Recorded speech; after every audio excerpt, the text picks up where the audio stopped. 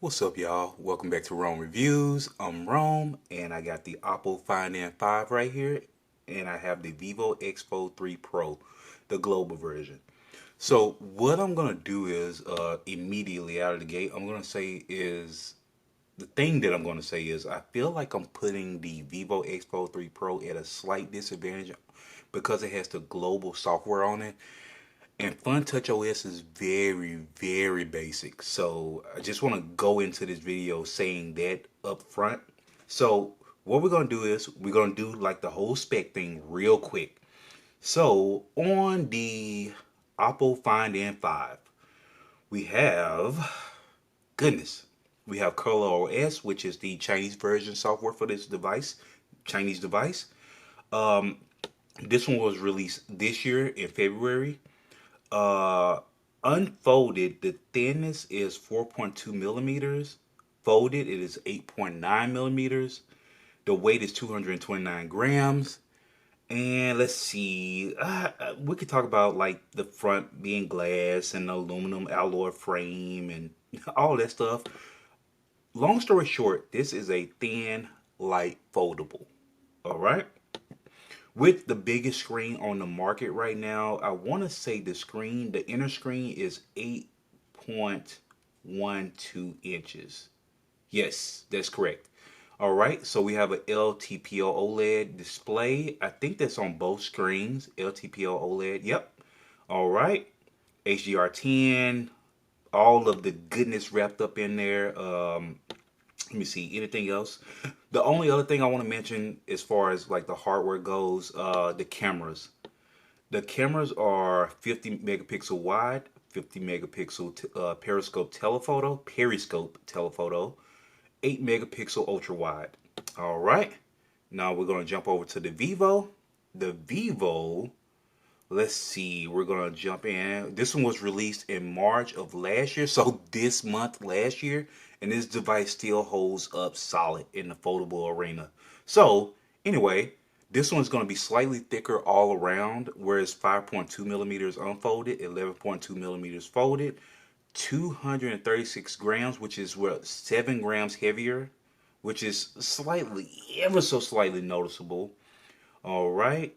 We got LTPO AMOLED outer display and hold on, sorry, other way around. LTPO AMOLED inner display and just an AMOLED outer display.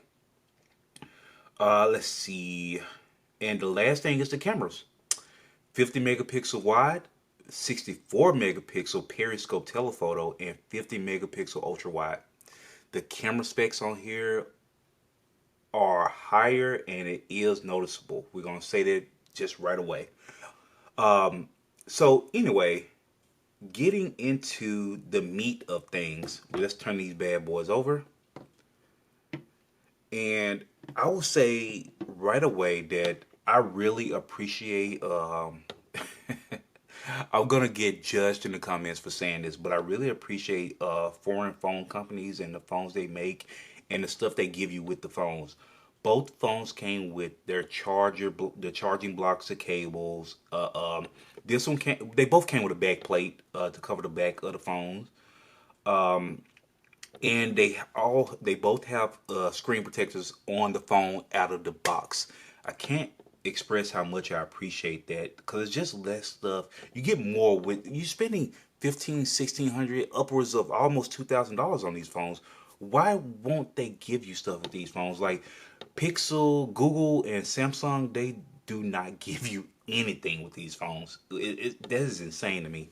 But anyway, jumping into the displays, I will say that this phone has something going on with the display, especially on the inside. I noticed that when I'm looking at it in direct sunlight, like even right now, you see I got these bright lights in the background and you could barely see them. But let me close that back up real quick because I only have so much room on my desk.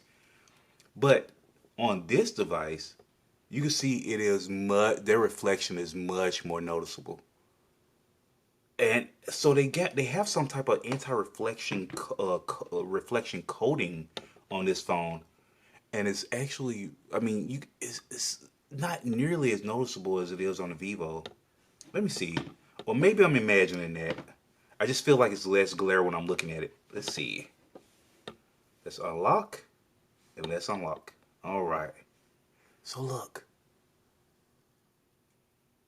Yeah, I mean, I feel like it's ever so slightly less. It's more so noticeable to me while I'm looking directly at them. But I hope this show. I hope you guys see on the camera what I'm seeing. But anyway, moving forward.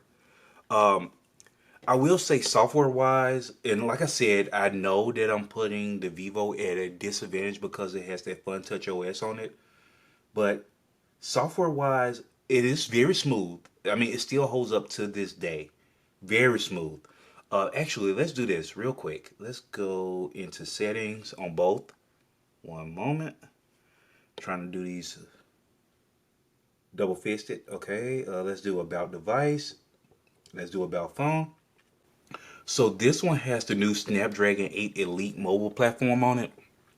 And you can feel it. You definitely can feel it. And this one has the Snapdragon 8 Gen 3 mobile platform. I know I read somewhere that Oppo had to dial down some of the core, like one core or two cores, something like that. Forgive me if I misquote, but something like that to make. I don't know if it helps with heat dissipation or keeping the chip from heating up too much or whatever. I'm not sure, but it is not noticeable on this device at all. Now I haven't tried gaming yet on here just to see how much it heats up, but I will say that the only time I noticed it heating up is during the initial setup when I was trying to transfer files and stuff like that. But I opted out of that and stopped that because I wanted to set this phone up fresh from scratch. Make sure I was bringing over no dirty app data, temp files and stuff like that over from another phone. So, but yeah, that's the only time I really noticed it heating up. Like I said, I haven't gamed yet, so we'll see. This one does heat up a little bit because I have tried gaming on here while it's gaming, but same. Heating seems to be managed very well on these devices. Like I said, so yeah, so I'm very familiar. All of the software is very similar. If you pinch, you get this customization options. It brings up this customization menu. And it looks, I mean, it's fairly similar across the board. Now, I will say you get more on here as far as like instantly accessible, but you see like transitions and stuff like that. It's available on the Vivo, but you have to go into the menus to get to it. So be aware of that. But overall, the Oppo just has so much more customization available to you. I mean, just immediately. Like you see these little hinges at the corner, like these little icons at the corner of these folders. I put one over here so you can see. So on the Oppo, you could take these and drag them and make the folder bigger. You can make it a vertical folder, a horizontal folder,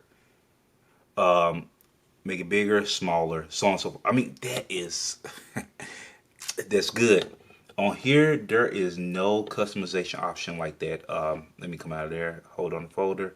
You can dissolve the folder, which would just break up the folder. You can shrink it, make it smaller, and that's pretty much it. Enlarge it, and it gives you instant. So the larger folders give you instant access to the apps inside that folder, but that's the only options you have on here. So with that being said, let's go.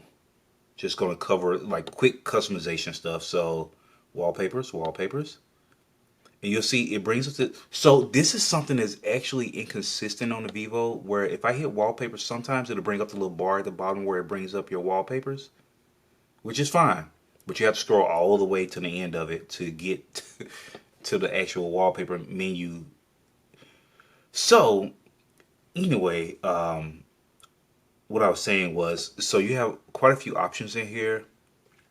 And you have a few on here as well. You have your kinetic wallpapers, which is basically it tracks your steps with the phone, and as you move, the flower will open more and more and more as you get closer to your goal, which is really nice. Actually, I actually like that.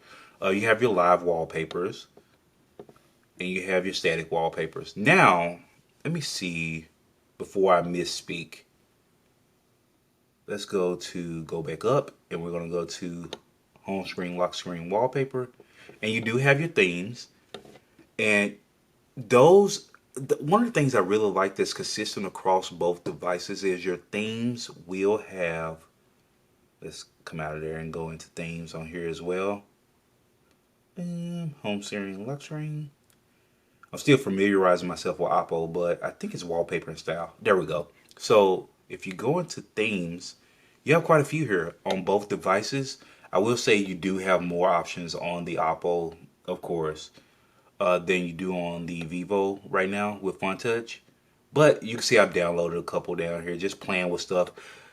You have a lot of options, and the beauty of these devices is, and I've really grown to appreciate this, is they have these themes that go all the way through, from your lock screen to your always on display and stuff like that. So like if I were to, let's see, it has an update, which is interesting.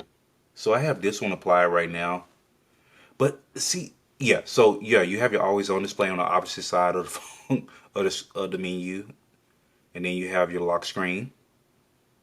And then you have your home screen. So if I apply that, you'll see. You see, let me get rid of all these notifications. Goodness gracious. Hold on one second, guys. All right. So let's lock that back up.